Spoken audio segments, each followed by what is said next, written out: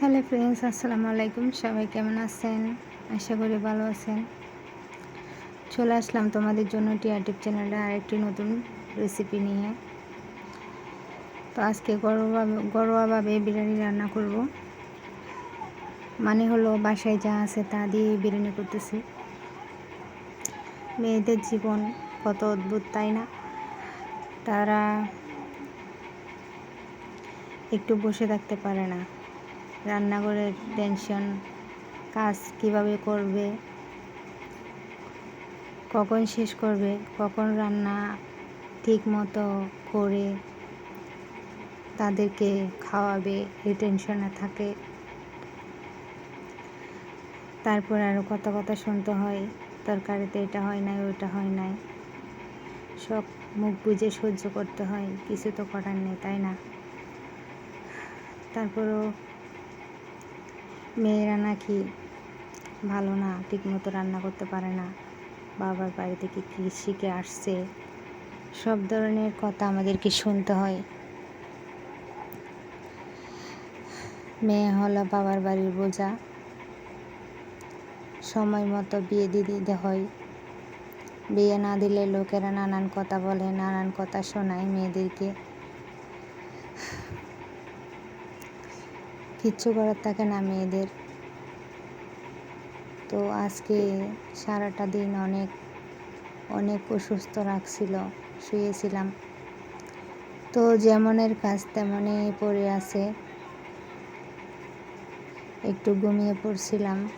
ঘুমিয়ে পড়তে 12টা সাড়ে 12টার দিকে বেজে গেছে। এখন কি করব? রান্না তো করতে হবে, সবাইকে খাইতে দিতে হবে, খাওয়ার টাইম হয়ে গেছে। তাড়াহুড়া করে শোয়া থেকে উঠে রান্না করতে চলে আসলাম। কি করব না করব মাথায় কোনো কিছু আসতেছে না। তো অনেক মাথা খাটিয়ে ভাবলাম ফ্রিজে কী আছে দেখি। তো রান্না করা গরুর মাংস ছিল। এরপরে আমি বাকিগুলো ম্যানেজ করে রান্নাটা বসিয়ে দিলাম। সব মেয়েদের জীবনে একই রকমের অবস্থা আর কি। সকাল শুরু থেকে কী রান্না করব, কী খাইতে দিব। তো রান্না তো করতে করতে তোমাদের সাথে গল্প করতে করতে ভুলে গেছি যে রান্না করতেছি। এদিকে দেখেন আমার বেলা কতটুকু উঠছে যে আমার রান্নাঘরে রোদ উঠে গেছে। আমি কিন্তু এতক্ষণে কখনো রান্না করি না। দেখেন আমার রান্নাঘরে রোদ উঠে গেছে, হাঁড়িতে রোদ পড়তেছে। তো গল্প করতে করতে তোমাদের সাথে আমার বিরিয়ানিটা প্রায় পুরোপুরি রান্না শেষের দিকে। ভিডিওটি ভালো লাগলে অবশ্যই লাইক, কমেন্ট, সাবস্ক্রাইব করে দিবা তোমরা। টিআরটিভ চ্যানেলে এই চ্যানেলটা তো তোমার পাশে থাকবে অবশ্যই। তারপরও কাজ করতেছি তোমাদের সাথে, আবার এগুলো শেয়ারও করতেছি। তোমাদের সাথে একটু শেয়ার করলে হয় কি, একটু মন ভালো লাগে। মন খারাপ থাকলে মনটা একটু ভালো হয়ে যায়। তো আমি লোতে করে দিয়ে বিরিয়ানির ভাতটা নেড়ে চেড়ে করতেছি। তো এই যে আর একটু পরে হয়ে যাবে, আর একটু নেড়ে চেড়ে দিলে হয়ে যাবে। একটু পানিটা বেশি পড়ে গেছে, বুঝেন তো, অসুস্থ শরীর নিয়ে রান্না করতেছি।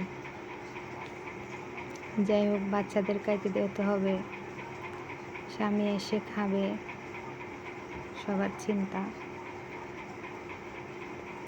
আসলে হয় কি, বাসায় কেউ একজন থাকলে হেল্প করার মতো, তাহলে টেনশন থাকে না।